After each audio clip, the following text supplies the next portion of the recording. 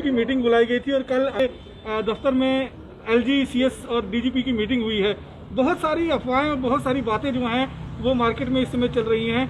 क्या कुछ एजेंडा था आर कोर ग्रुप की मीटिंग को लेकर, क्योंकि कहा जा रहा है कि इलेक्शन की तैयारियां जो हैं वो शुरू हो चुकी हैं। जम्मू कश्मीर के अंदर जो सुरक्षा के हालात को लेकर सिक्योरिटी सिनारियोज को डिस्कस करने के लिए तथा जम्मू कश्मीर के अंदर वर्तमान जो राजनीतिक परिदृश्य है और जो इस समय जो कोविड पेंडेमिक की सिचुएशंस को भी डिस्कस करने के लिए भारतीय जनता पार्टी जम्मू कश्मीर के तमाम सभी बड़े नेताओं की आज बैठक हुई है।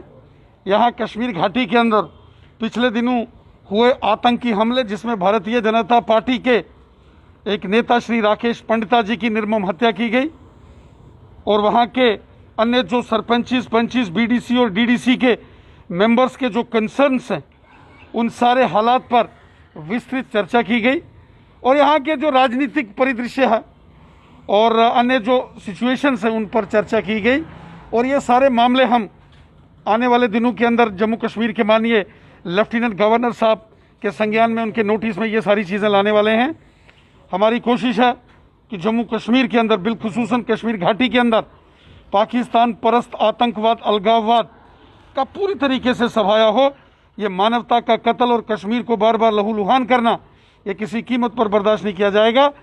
माननीय उपराज्यपाल महोदय श्री मनोज सिन्हा जी के साथ भी हम बात करेंगे और हमने पहले भी केंद्रीय गृह मंत्री श्रीमान अमित शाह जी के संज्ञान में ये सारे विषय लाए हैं।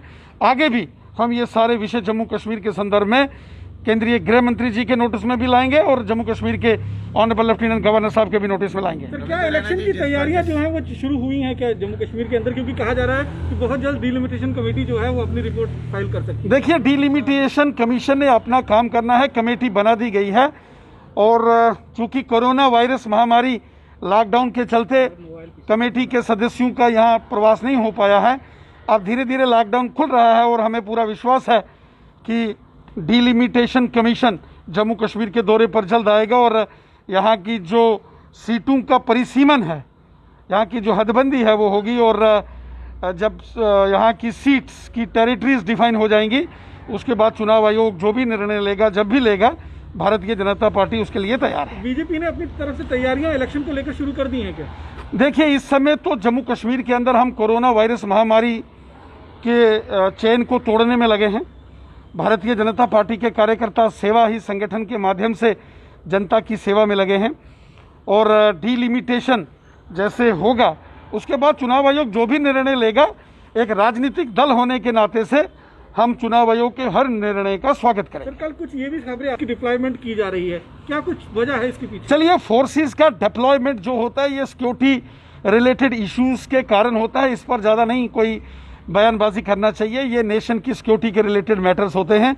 जहाँ जहाँ सुरक्षा एजेंसियों को कोई ज़रूरत पड़ती है या उनके जो विशेष अभियान हैं, वैसे भी जम्मू कश्मीर के अंदर इस समय ताबड़तोड़ ऑपरेशन ऑल आउट चल रहा है। चारों दिशाओं में आतंकवादियों पर कड़ा प्रहार हो रहा है, इसलिए फोर्सेस का डिप्लॉयमेंट अलग अलग एरियाज़ में और उन तमाम एरियाज़ में यहाँ आतंकवादियों के हाइडआउट्स हैं, यहाँ आतंकवादियों के छुपे होने की जानकारी होती है, वहाँ के अंदर इस प्रकार के ऑपरेशन चलते रहते हैं। रविंद्र राणे जी, क्या अभी तक क्या बातचीत हुई है उस बारे में? श्री अमरनाथ जी की यात्रा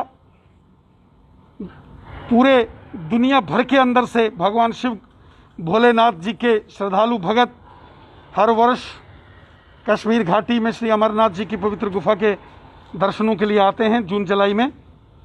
लेकिन चूंकि कोरोना वायरस महामारी के चलते इस समय पूरी दुनिया के अंदर बहुत ज़्यादा गैदरिंग्स नहीं हो रही हैं, उसके चलते शायद हमारा प्रयास है कि बड़े पैमाने पर ना ही सही लेकिन कुछ रिस्ट्रिक्टेड ही सही, लेकिन पूजा होनी चाहिए वहाँ कुछ स्थानीय, और अगर हो सके तो जम्मू कश्मीर वासियों को चाहे लिमिटेड नंबर ही सही जरूर अलो करना चाहिए ताकि श्री अमरनाथ जी की 10 से 15 दिन की यात्रा हो सकती है। देखिए, हमारा प्रयास तो है कि इस प्रकार की व्यवस्था की जाए कि यहाँ कोरोना वायरस महामारी के इस मुश्किल दौर को भी ध्यान में रखते हुए सारी स्ट्रेटजीज चॉकआउट की जाएं और हमने माननीय उपराज्यपाल महोदय जी से भी इस विषय में बात की है, आगे भी हम बात करने वाले हैं। सोशल मीडिया में मैसेज हो रहे हैं जिसमें कहा जा रहा है कि जम्मू को अलग स्टेट फूड मिल रहा है, कश्मीर को अलग से उसको यूटी बनाया जा रहा है, उस पर कुछ उसको लेकर क्या कहेंगे आप? चलिए, आपने खुद ही कहा कि कुछ बातें सोशल मीडिया के अंदर चल रही हैं, वो कुछ सोशल मीडिया की बातें हैं, वो सोशल मीडिया में हैं। उनमें ऐसा कुछ देखिए, इस प्रकार की कोई जानकारी हमारे पास नहीं है।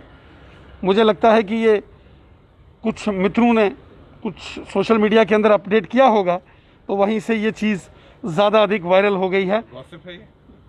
से निपटना हमारी लेकिन प्रायोरिटी। ये जो सारी चर्चाएं शुरू हुई हैं, ये अमित शाह जी हमारे देश के गृह मंत्री हैं। जम्मू कश्मीर यूनियन टेरिटरी है।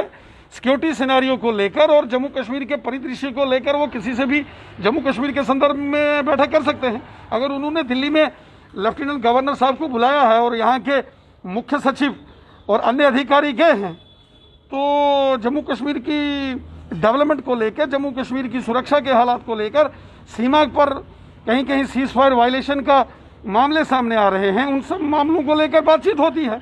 ये तो नई बात है नहीं कि जम्मू कश्मीर के उपराज्यपाल दिल्ली गए हैं तो जाते रहते हैं। दिल्ली हमारे देश की राजधानी है, राजधानी में हमारे माननीय गृह मंत्री हैं, तो गृह मंत्री जी स्वाभाविक रूप है, उनका दायित्व है और उन्हें जम्मू के लोग इस समय जो दुकानें खोली जा रही हैं शराब